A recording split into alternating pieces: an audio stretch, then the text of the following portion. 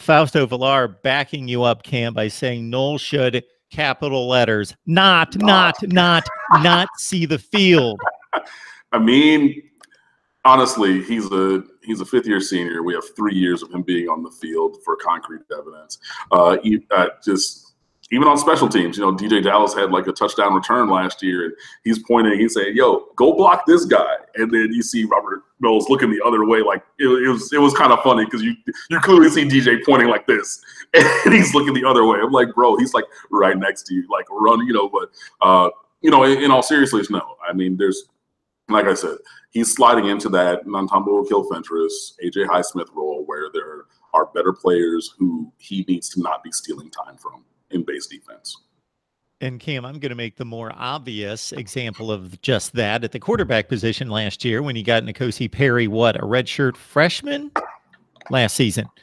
Malik Rozier, we know what he is 6-7 games into his senior season. He's not getting better. This kid has more talent, more upside, and more time that you can play him on the field to develop him. Why? Makes no sense.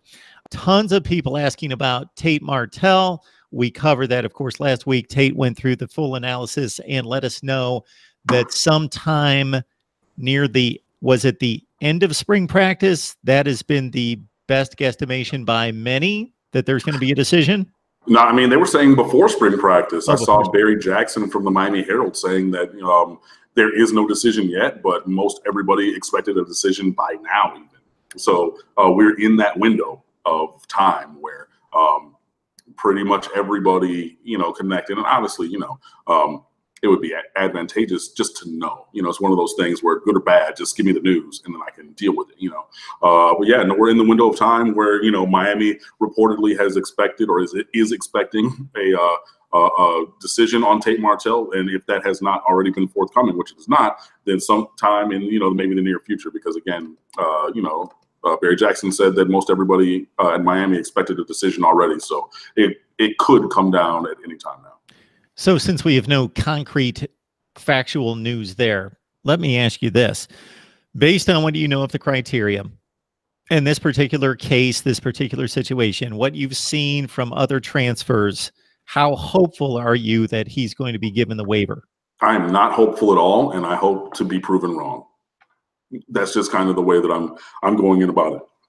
Now, with Justin Fields at Ohio State, apparently, and I missed this piece, but 247 Sports, they did an interview with Fields' lawyer, and the lawyer said that the nature of their waiver claim was not based upon the racism that was seen towards Justin Fields at Georgia. So if you're basing it based on other factors, then that maybe makes me feel a little bit better about Tate Martell potentially getting his waiver. But I mean, I've seen this too many times with Miami where if you get your hopes up or you think, oh, there's precedent. And the NCAA is very, very, very clear on the fact that every single thing that they do is done in a vacuum.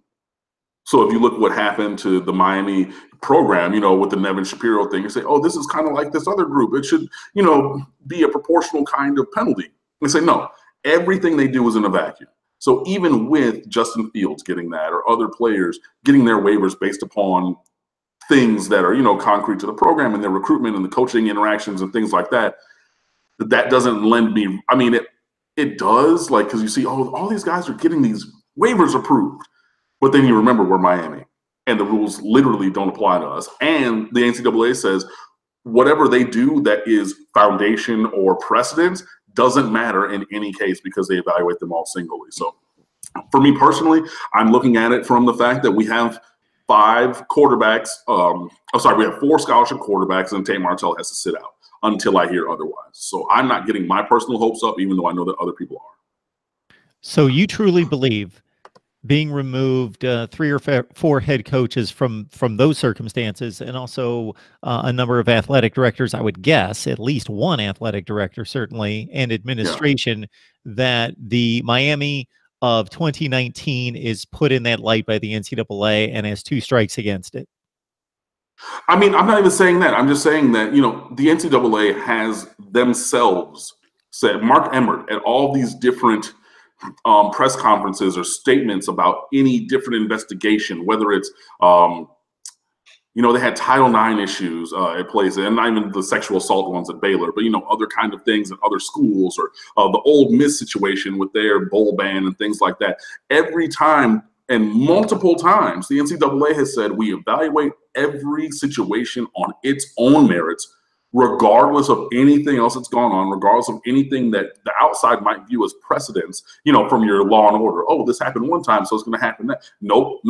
That's not what they do. And the president of the NCAA has gone out of his way to say that. So I take him at his word.